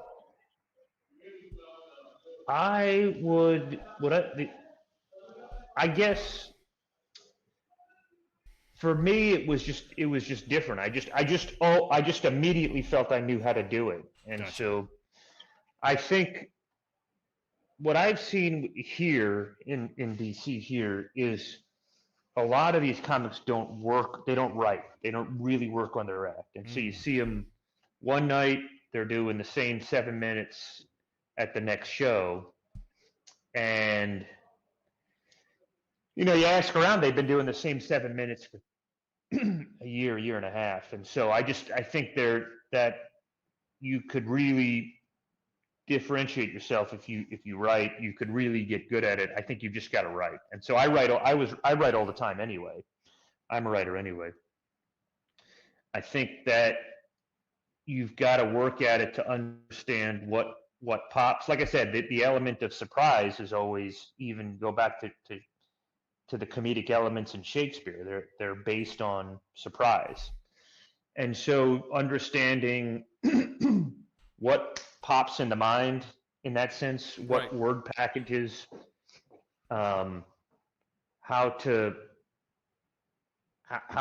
flip, take a story and then flip it around and put things in sequence so that they're funny, things that really happen in sequence so they're funny. I think you learn that by and not everybody can do it, but you learn that by doing it and then reflecting on it. And I think that you've got to be very introspective to be a good writer, to be a good performer, to be a good actor, to be a good communicator. You've got to be very introspective. And a lot of people who are very introspective are not also extroverted. I think if you can marry those two things, if you're very introspective, if you spend a lot of time in your own head, and you're very extroverted, you could be a good comedian. That's what I think. Now, Ken, is it? How do I say this? Is it? It's not like it really for the faint of heart, but can you wing it? Do you know some comics that just wing it and can pull it off, or do you think it's better just to sit down and write your content? The ones that can get up and just start talking and are legitimately funny and are working, that's very rare. That's very rare. I think most of the comics, comics are like public affairs officers, man. You can go into these clubs and you just close your eyes and hear them, and you can't tell the difference between one and another. And most of them, and they're also like public affairs officers in that they're not very bright. And so if you can, so if you can, there's some good PAOs out there. I don't know why you're name two. Rick Dixon. We'll name the other one. Man, shit. Hang on. Let me pull up. What? Do I got to put the phone down? I was gonna say I'll pull my Rolodex, but because I talked to some good like Dan Lassard over at First, who was at First he's Special, a good guy. was with First Special Forces Command, and then he went to and Alex I Burnett. haven't talked to him in a long time, but he's a good guy. Yeah. Alex who? Alex Burnett. Yeah. I mean, great guy. Yeah, and then you have Kevin Burns, the guy who was the PAO at the 82nd, and then is now at USASOC. So Mike Burns. I'm sorry. Yeah, I'm sorry. Mike Burns, Kevin Burns. Sorry about that. Yeah. but those guys, but those are the ones that I know that are I think gifted when it comes to that discussion stuff. So there's some bright Burnett ones. is. Yeah. There's some bright ones out there, but I mean, all the other ones say, "Sorry, you're on your own." Yeah, Burnett would also like murder both of us with one arm. Well, the thing is that you got to take them seriously. Do not take him seriously. Does that make sense? I mean, there's a time and place for everything with him. But again, I mean, But okay, now if we're talking about Akpa, then I could see that. I could see Akpa being that way. But everyone. All right. Well, before I get off, what other things you want me to talk about? What you want me to? No, we're good. We talked what you wanted to scratch talk about. the itch here. Yeah, the audience was the one that was asking because they wanted to make sure you were good to go and make sure that you're. Thank you. And again, it's not. That's why everyone was saying, "Hey, let's do a part 2." Have him come back on. That wasn't me doing it. That was the audience asking. No, I know. Yeah, so look, I was under an investigation. It sucked. It lasted 5 or 6 weeks. I was cleared of most of the most serious aspects of it. I wasn't cleared of everything, but I retired on my own volition. I wasn't forced to retire. The CENTCOM J5, who's a great guy, General Sean Celine, held a retirement ceremony for me. My family attended. Many PAOs, many people listening to this call called in or viewed it, or were either there in person or viewed it remotely. And now I'm trying to process everything. So that's in a nutshell what happened. I'll tell you what, it takes. I'm not a victim of anybody. I don't want to say too much more than that. Other than that, look, I'm not a victim. I need to learn whatever it is I'm supposed to have learned from this. I need to learn it. I don't know exactly what it is, but probably something to do with I don't know, impulse control. That's an important thing. And do you impulsive? No, I've never known you to be impulsive. What are you talking about? You're not impulsive. Okay, maybe you're just a hair impulsive. Be careful.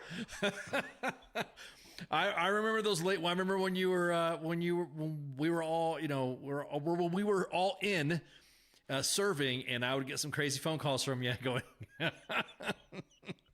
"Hey, you want to know what's up with this? Hey, what's going on with this? I want to know what's going on with this. What's going on with that? Hey, make sure this, make sure that. We got this, we got that." I mean, I'll be honest with you, dude. You're the pioneer of. Yeah. You're one of the first. You're the first PAO that took the leap to shoot the shit with the WTF Nation. So it's not like, and that's a big deal because you broke bread with us and you built a good bridge with us. And even with when you were with Mattis, when you were with 18th Airborne Corps, when you were.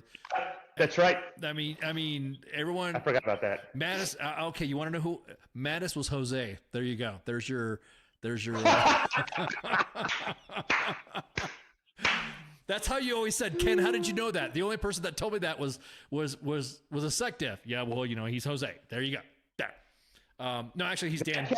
He's Dan Daly, the retired. No, I'm just kidding. He's not Dan. But I'm just saying. But still, we had such a good rapport that, dude, you brought it. You brought it. And I one of the biggest things that even if you and I didn't become friends, I respect the fact that you broke bread with us. You had that olive branch to come out and talk to us, and you came and shot the shit with us, and not knowing what to expect, not knowing what happened. That kind of set the precedent and the standard for other future mill guests to come on. Because after that, we had General Beagle, General Donahoe. We had Sergeant Major Gant. We had General Tammy Smith. We had General Hersey. We started picking up the mill leadership. I guess you would say the discussion with them and what their formations were doing. So, bro, that's nothing to shake a stick at. You fucking that was you. So that was me. The difference is, like, most of those people. The difference, honestly, is that most of those people are boring. So, but look, I just want to put a bow on it here, or just to make a finer point. Go for this thing you're talking about, where it's like, hey, this is what's going on. What do you think of this? That constant, I think you can understand that not everybody operates at that level. Yes. And that can be, that's not appropriate for everybody. No, you're right, because some people could take that as being intimidating to them, or it could be that you're trying to, but all that stuff that you and I mean, because sometimes I have to gauge myself how I speak now being a civilian, how I used to talk like, for instance, you and I going back and forth. If somebody were to sit in and listen to our conversation, they're like, man, those guys are assholes. They're just like going back and forth at each other, even though you and I have a specific relationship that we know where we're coming from, if that makes any sense. So yeah, it does. It does. And the Eagles just scored it again. Oh yeah. Oh no shit. Let me see. Let me check. Oh yeah, they sure did. Yeah. So the Eagles are now ahead 20-7 against the Minnesota Vikings. They are the Las Vegas Raiders of the East Coast.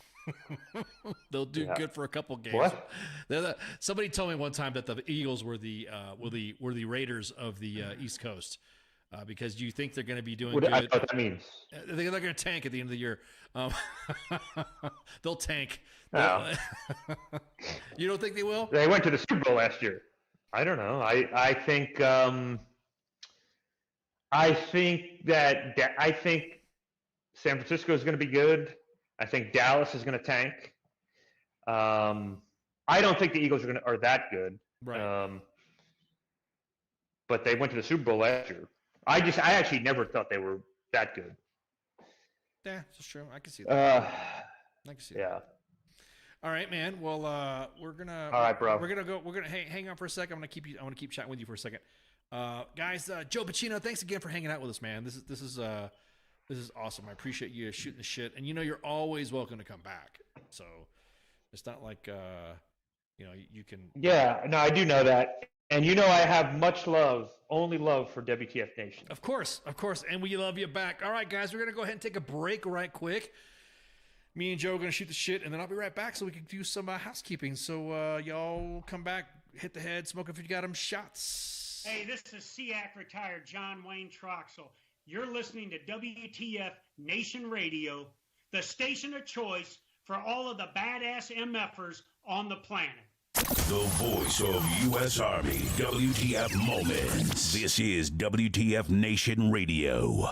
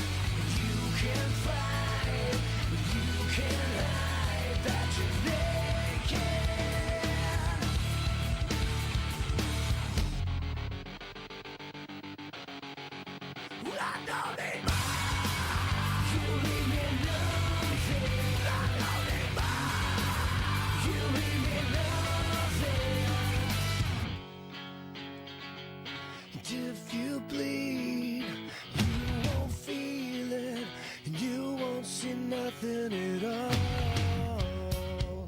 And you can fight, you can hide that you're naked.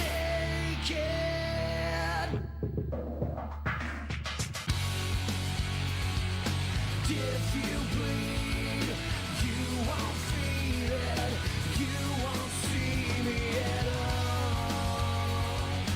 You can fight, you can hide that you're naked. If you bleed, you won't feel it, you won't see me at all. You can fight, you can hide that you're naked.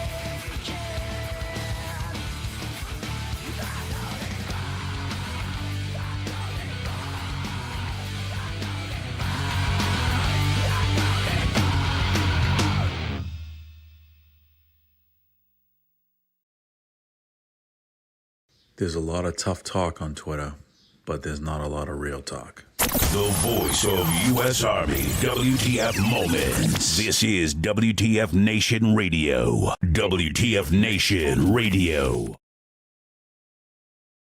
Oh, man, and we're back. Just want to give a shout out to Joe Buccino for hanging out with us. Man, some housekeeping going on, man. Let me go see what's up with the housekeeping. What do we got going on? I think our calendar is getting redone right now because I'm not really seeing anything on there. Let me see.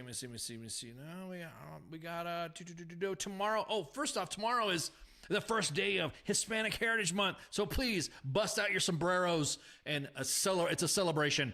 And there you go.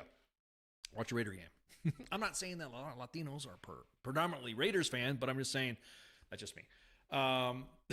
The Raiders have a Baconator. I see that comment. The Raiders have a reservation sign on the couch. Man, dude, don't forget tomorrow is. Matter of fact, let me just throw up my graphic up here. Let me throw up the graphic, and that way, I got. There we go. So this is Sergeant's Time with myself and Spanky. Obviously, Spanky takes off normally after the guest takes off because that way she can go do her stuff. Friday Night Freedom is tomorrow with Kaz and Pookie, and I think Pookie might be at the net. I'm not sure, but anyways, great show with Friday Night Freedom. And then we have a Sunday, the Sports Bar. Did you guys see that? You guys see? Let me just throw some bragging out here. Look at this. Oh, man. Look, I'm so look at that. CQ looking out with RG3. Hanging out with RG3 tonight. He's now going to be scheduled on the Sports Bar. So looking forward to seeing him on there with the coach and the actual King Smith, man. Those guys are, man. Who knows who else is going to be on there? I think Coach Prime is going to be on there too. We'll see. Hopefully he can come on. At any rate. Then we have, of course, the Monday edition with myself and Messi. And then Tuesday with Pop Culture Warrior with his with his horde of guest hosts. We have Angry Mike and Mad Mike and Angry Elf. I get those two mixed up. Then we got Sports Bar. I mean the Smoke Pit on Wednesday with T. I was gonna say Cause. God, I'm looking at my notes right now. I'm reading Cause's name. With TZ and Radar, they're the Sorts. They're the squad leader, team leader shows of that discuss what the younger veterans, not what me and Spanky the olds are, but what the younger veterans are talking about. And of course, they're on the same time. All of us are on, of course, on 8 o'clock Eastern Standard Time. We try to make the hit times if there's no tech issues or whatever. And then we're on I think we're going to get ready to hit another streaming site too. So right now we're on 2 Facebook pages at U.S. Army WTF Moments and WTF Nation Radio, and then also we have a new streaming line. I guess we're pausing on Twitch, and now we're on Kick. And this is CQ saying every show has its own Kick channel. So if you go to Kick and you just type in Sergeant's Time, just like you see it on the graphic there, then bam, Kick's got a channel. Or you can watch the Monday edition, or you can watch WTFNR Radar, or you can watch Friday Night Freedom. We're also on the X app, formerly known as Twitter, and we're on YouTube. And I think we're going to get on another one too in a minute. So other than that, I think that's it. Thanks, Joe Buccino, for shooting the shit and hanging out with us. And we appreciate you hanging out and giving us, giving us your story. And of course, can't wait to see what's up in the future. At any rate, I'm Ash, your host. Thanks for tuning in. This is SARS time. See ya. We don't want to be you. Well, I actually do want to be you. I think you guys are awesome fans. But anyways, y'all have a good night. See ya. WTF Nation Radio. WTF Nation Radio. Sometimes when I look at, I don't know if I'm allowed to say this, I think it's WTF Army or something. The voice of U.S. Army. WTF Moments. This is WTF Nation Radio.